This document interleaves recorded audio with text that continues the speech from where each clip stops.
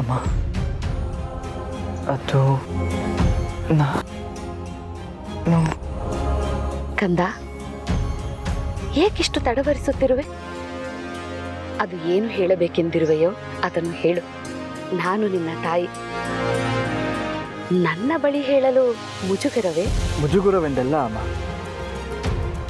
ನಾನು ಹೇಳುವ ವಿಷಯವನ್ನು ಕೇಳಿ ನಿಮಗೇನು ಅನಿಸುತ್ತದೆಯೋ ಎನ್ನುವ ಚಿಂತೆ. ನೀನೇನೇ ಹೇಳಿದರೂ ನಾನು ಕೇಳುತ್ತೇನೆ, ಯೋಚಿಸಬೇಡ. ಹೇಳು ಕಂದ. ನನ್ನ ರೇಣುಕೆಯ ಒಡನಾಟ, ನಮ್ಮಿಬ್ಬರ ನಡುವಿನ ಸ್ನೇಹದ ಕುರಿತು ನಿಮಗೆ ತಿಳಿದೇ ಇದೆ ಅಲ್ಲವೇ ಅಮ್ಮ? ನೀನು ರೇಣುಕೆ ಉತ್ತಮವಾದ ಸ್ನೇಹಿತರು, ಇದು ನನಗೆ ಎಂದೋ ಗೊತ್ತಿರುವ ವಿಚಾರ.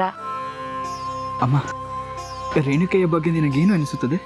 ರೇಣುಕೆಯ ಬಗ್ಗೆ ಹೇಳುವುದಕ್ಕೆ ಪದಗಳೇ ಸಾಲುವುದಿಲ್ಲ ಕಂದ.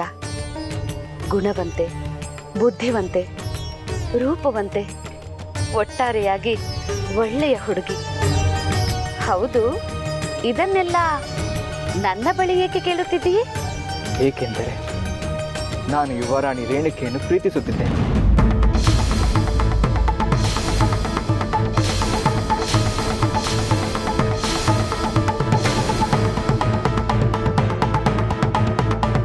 ಜಮದಗ್ನಿ?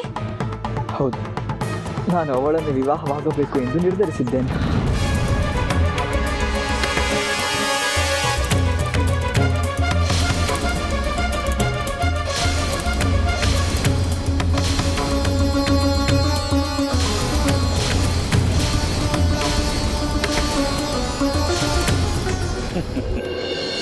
ಕೊನೆಗೂ ನೀನಾಗಿಯೇ ವಿಷಯವನ್ನು ಹೇಳುವ ಧೈರ್ಯ ಮಾಡಿದೆಯಲ್ಲ, ಅದೇ ನನಗೆ ಸಂತೋಷ.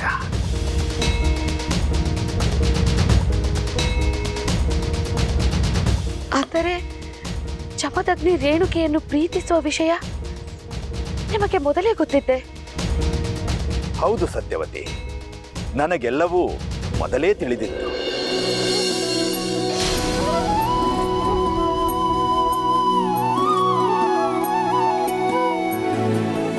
ಇವನ ಮೇಲೆ ನಾನು ಇಷ್ಟೂ ಕಣ್ಣಿಡದಿದ್ದರೆ ಹೇಗೆ?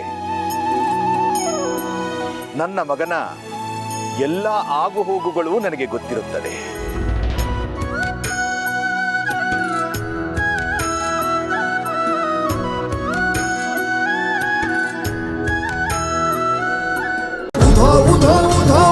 ರೇಣುಕಾ ಎಲ್ಲಮ್ಮ ಶ್ರೀ ರೇಣುಕಾ ಎಲ್ಲಮ್ಮ.